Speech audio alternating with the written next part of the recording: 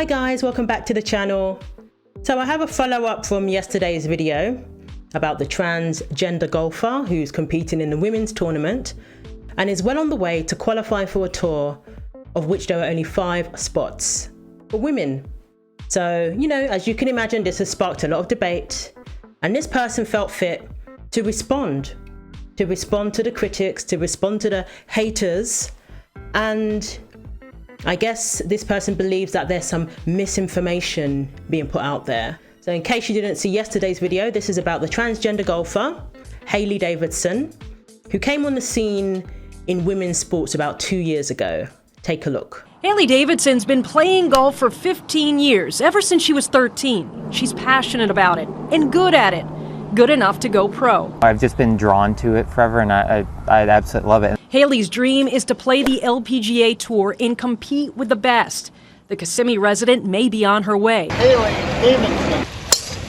Hailey just earned her first victory on a ladies' mini tour. She's believed to be the first transgender woman to win a professional golf tournament. Obviously nothing's a definite. It gives me just so much hope. As she works on her game, Hailey's talking with the LPGA about eligibility. The tour does not require its athletes to be female at birth. Hailey, who's had hormone therapy for the last 6 years, had gender reassignment surgery in January. As a result, a weight she carried since the 3rd grade was lifted. Emotionally and mentally, what has that surgery done for you? I feel like there's been such just a sense of being whole for the first time in my life. I never thought I could play golf competitively as a trans woman, so I always thought it was golf or being myself. In Florida and nationwide, transgender participation in sports has suddenly become more controversial. Hailey's heard the arguments. Do you believe you physically have an advantage against some of the other women you're competing against on the golf course? Nope. And this is the argument I love, is people say I have an advantage. The woman, Perrine, I played against, she outdrove me all day. So again, what advantage do I have? I played another tournament last week where the cisgender girl I was playing with outdrove me all day with a 3-wood. The competitors that you beat at your tournament, their reaction to you winning was what? Congratulations, and the fact that I did something based on my ability, not based on who I was. And the only negativity I get is from people obviously sitting behind their keyboards and sitting at home. Hailey tells me she's willing to be a target and take the negative shots if it means achieving a dream and if it helps others. All those kids that are being told they can't do something right now, I want every single one to know that there is hope, because 1, I will do it. And 2, I'm going to make sure that by the end of my lifetime, everyone else feels equally enough to be able to live their dreams as well. So first of all, I do want to say that I don't think it's healthy to lie to children and tell them that they can change their gender. I don't think it's healthy to lie to them and tell them that they can change from male to female, or one day be a boy and the next be a girl. I don't think that's healthy. I think that's playing with their mental health. And yeah, you can achieve whatever you want to achieve, but you can't change your gender. You can't wake up one day and decide you are going to be a female if you were born male. The sooner we start telling children the truth, the sooner they can adjust to growing within their own bodies. That's just my opinion. So I spoke about it yesterday. This person claims, there's no unfair advantage. Losing to a woman, a female athlete, once in a while, still doesn't mean that you're in the correct category. It still doesn't mean that you belong in women's sports. I'm sorry. It absolutely doesn't. I gave the example of a 50-year-old man competing with 13-year-old girls and loses all the time. Guess what? He still doesn't belong in a competition with 13-year-old girls. He doesn't belong in their locker room. Leah Thomas did not belong in Riley Gaines and those other female athletes' locker rooms, showing everything. And this person has gone through reassignment surgery, okay, but that still doesn't mean that people consent to you being in their locker room as a male. No young woman should have to go through seeing male penis in a locker room, which happens. And now Hailey is very much on course to be in the LPGA tournament, which was the goal all along. So I can understand, as far as Hailey's concerned, this is something that Hailey has put work into, has been hoping to accomplish for the last couple of years and is on the way to doing that because of a policy that allows males, biological males, to compete in women's categories. Again, I do not understand why activists aren't pushing for transgender athletes to have their own category. That way, there's no controversy. They're competing against other males who've also been on hormones or whatever, or not, who are basically in the same boat as them, rather than competing against females who, studies still show, I've spoken about these studies in the other video I did about the Boxing Federation and them allowing transgender athletes to beat on women. I spoke about the studies in that video, and I'll link some of them below. But being on hormones doesn't take away the fact that you are male, you went through male puberty, and you have the body of a man. Even though you've developed, a bit more on top because of the hormones you've been on, maybe your performance has declined slightly. Hormones doesn't take away your advantage over women by any significant amount for years after being on hormones, at least 8 years. So Davison won the NXXT Women's Classic tournament, and it's putting Davison on course to receive an Epsom Tour exemption. The Epsom Tour is the developmental tour of the LPGA Tour. The top 10 players of the Epsom Tour graduate to the LPGA Tour. So Davison posted on Instagram stories about the criticism, saying, "It's crazy the amount of misinformed hatred I have received so far today. All of these people think I hit 300 yards or even 280 yards. How about 250 on a good day?" The thing that gets me is people really are acting as if an underperforming male athlete means that he's a female athlete. Women's sports is not just failed male sports. Women's sports is not just males who underperform. Like, come on. It is sports that is simply for females. That's what women's sports is. In order to qualify to compete in female categories, it used to be that you had to be female. All we're saying is let it remain that way because that's how we make sure that women's sports remains fair. I'm tired of this message being put out there that demeans women's sports, by the way, that if you're not a very good male athlete, then you're okay to be in the women's category. That's insulting to women's sports. Women's sports is not inferior to male sports, contrary to what, a lot of people may think who don't watch women's sports, whatever. It's not that it's inferior to male sports, it's different because it's for women. That's it. Serena Williams said herself that women's sports, women's tennis is different. A lot of people come out in great numbers to watch female tennis players, especially, Serena, for example, before she retired, obviously. They're not inferior, they're different. That's it. When we talk about transgender athletes and we say, they don't perform very well with other males, so they're okay to be in the female category. How insulting is that? How insulting is that to female athletes? That's the message that this person is putting out there in saying that, well, it was only 250, so, I'm in the correct category. No. And I say again, there's only limited spots for this LPGA Tour. And when we allow males to take the spot that rightly belongs to a female, that is unjust. And there's no way around that. As far as I'm concerned, you need to stop experimenting with women's sports. You need to stop using women's sports as a boost for male egos. That's what I'm seeing at the moment. So that's what Hailey said on Instagram. And on Good Morning Britain, Hailey also had this to say.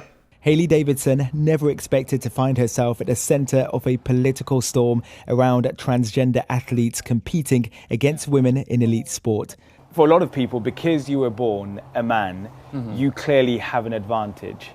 Do you accept that? Honestly, I 100% agree. The men do have advantages. Say you get a trans person on hormones for a year, no surgery, nothing. Of course, for the most part, they're going to have an advantage. And this is the thing. Anybody with common sense can acknowledge that male athletes have advantages over females. Otherwise, we would never have categories in sports to begin with. Okay? Being on hormones for a year, you still have an advantage. And one study showed that even being on hormones for 8 years doesn't take away the advantage that a male athlete has over a female. You can't pick and choose when you want to acknowledge common sense and when you want to throw it out of the window. So there, Hayley is showing some acknowledgement, some common sense basically, and saying, yeah, there is an advantage. You can't pick and choose when you want to appear rational and when you want to gaslight people and act like all of a sudden there's no advantage because you did a 250 or whatever. This is what I'm seeing. It's disingenuous. I don't know. I haven't seen this in full. It's only a minute or so long. I'm assuming Hayley's going to say that, I put in the work. I've had the full surgery. And again, a woman is not a castrated man. A woman is not a man who's cut off their parts.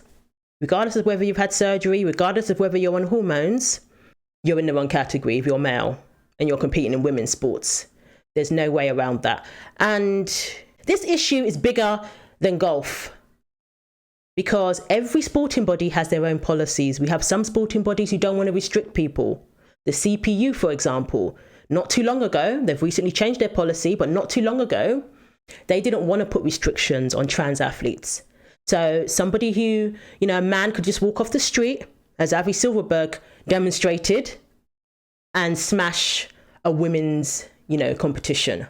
The young ladies in Connecticut who are going through this court case at the moment, their sporting body over in Connecticut, I looked it up, and all that is required is that the transgender athlete publicly declares that they identify as a woman. So they have to inform their school board that they identify as a woman, and that's it. They're allowed to compete in the women's categories. These young women may very well have been competing against just straight up boys who weren't even on hormones, and their careers were hindered because of years of having to compete against transgender athletes. They missed out on opportunities, sporting opportunities, probably scholarship opportunities, accolades. They missed out on all of that, and this is what they're going to argue in court because they had to compete against at least 2 transgender athletes. So the transgender policy, funny enough, actually discriminates, if you want to call it that, against non-binary people because you have to be clear. Do you identify as a woman or a man? Non-binary, that's not accepted. And you're not allowed to change your gender halfway through the season. Thank goodness for that. So you have to be consistent. That's it. So every sporting body has their own requirements. Female athletes probably don't know where they stand. Over in the UK, with all these transgender footballers now taking part in women's football or soccer, to the point where a female athlete had her knee broken by one such athlete. This is a terrible experiment that they are subjecting women to who did not consent to this. This is a terrible experiment that they're forcing female athletes to take part in the locker room. You can have somebody who says they identify as a woman who hasn't even done anything to transition, just a straight up dude in your locker room with some of these policies, with how relaxed some of these policies are. Today it's golf, tomorrow it's athletics or track. The next day it's football, boxing. Where does it stop?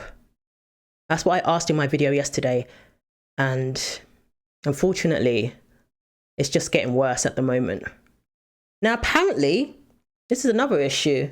The female athletes, people are asking, what do the female athletes think? I haven't heard anything publicly, but according to Hayley has support from, Hayley's fellow competitors. They're supportive of it. Of course, they don't speak for every female athlete. You speak to someone like Riley Gaines, she will say that from her experience, she believes it's the majority of female athletes that are actually against it. Many are afraid to speak out, so there's that too. Some people just stand there and smile, take the photo. We have the female athletes in Chicago. The one who came third to 2 transgender athletes, she was fine with it, apparently. She signed a pledge saying that we have to be inclusive. So again, even when we just have a few female athletes who are on board with this, I don't see how it will ever stop. Maybe when someone actually gets hurt or killed, well, women have got hurt, but when it goes beyond that and the unthinkable happens, when someone actually ends up getting killed because they're competing against a biological male, then maybe we'll get people to rethink supporting something that is not in our interest as women to support. I don't believe trans people should be banned from sports, but I do believe there need to be guidelines in effect. Why do you think people have such a big problem with you competing in women's golf in particular? I don't understand it. I don't get what the fear of me, one person, is doing. First of all, the guidelines do not make you female. So I don't care what guidelines are in place. The USA boxing guidelines seem pretty strict. In all fairness, they do seem pretty, you have to go through surgery in order to compete against women. You have to be on hormones for, I believe it's 2 years. So many would say that's very strict, but is that going to mean that the male is going to punch a female with less force than the other female boxers? No, absolutely not. Is it going to change the size of the lungs that the male athlete has, the size of their heart, the size of their, hands? No. I'm tired of talking about advantages. But the guidelines do not turn a male into a female. They love to use words like fear and that sort of thing. And yeah, fear does come into it to an extent. Ask the young ladies who had to fight biological males in jiu-jitsu.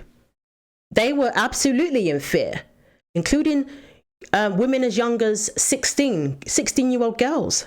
Yeah, they were in fear, and rightly so, because anybody with any sense could tell. I don't know where the guidelines were with the jiu-jitsu. Thankfully, that policy has been corrected. Transgender athletes for that particular sporting body in jiu-jitsu, they are now banned in the females category. And that's how it should be. I don't need stricter guidelines. They need to be banned. They can compete against other males, or they can have their own category. So yes, fear does come into it, but they like to use the word fear as being synonymous with being a bigot. Transphobia, meaning you just have a fear of people who are different, as opposed to a fear of somebody breaking your knee or knocking you out and giving you permanent brain damage. 31-year-old who was the first male-born golfer to win a professional women's event is speaking out exclusively after revealing she's received a number of death threats just days after winning this women's tournament. Are you worried about your safety? A little bit, yeah. I don't go out and do a ton much because of that. I'm not, going out at nights. I watch myself when I sit in a restaurant. I'll always have my back to a wall. 3 years on from her gender reassignment surgery, and Hayley's determined to keep going and hopes to one day qualify for the Scottish Open. I don't condone sending anybody, death threats and things like that, because you can put your point across without resorting to death threats and things of that nature. But who also have had to face death threats? Female athletes who speak out. Female athletes who are brave enough to say that this isn't right. Riley Gaines was basically held against her will for 3 hours. They tried to extort money just when she went to a university to give a talk, to give a speech or whatever, to have a discussion. She was barricaded in a room for 3 hours. Don't even get me started on Kelly Jane Keane. I've seen what's happened to her on her travels just for talking about the importance of maintaining women's spaces, just for encouraging our legal system to define what a woman is, just for saying that a woman is an adult human female. Even saying that has caused them to face violence. And this is all because certain sporting bodies have decided that males belong in the female category. So infringing upon women's sports is actually not only taken away opportunities from women, it's also endangered women. It's endangered women in the course of participating in their sports, like we saw with football, volleyball, and is going to do in boxing. But it's also endangered women in their personal lives because they dare to speak out. It's endangered women online. They've had to deal with a lot of threats, backlash from trans right activists. And that seems to go unchecked. That's called activism. As women as these people claim to be, I'm a woman or whatever, the masculine side certainly comes out when they're trying to intimidate, when they're trying to belittle, when they're trying to silence women. So spare a thought for the women when we're talking about harassment and, facing certain threats. Spare a thought for the female athletes. It's actually quite threatening as well to be in a locker room with somebody showing everything in all its glory. That's actually quite threatening too, and triggering. You don't know what somebody's been through, and they're participating in their sports, and now they have to deal with that. So, something to think about. It's odd that Hayley seemed to admit that there were advantages and never actually debunked that. So, I think we can all agree, males have an advantage over women in sports, and therefore do not belong in female categories. So thanks for watching, take care of yourselves, and God willing, I will see you in the next video.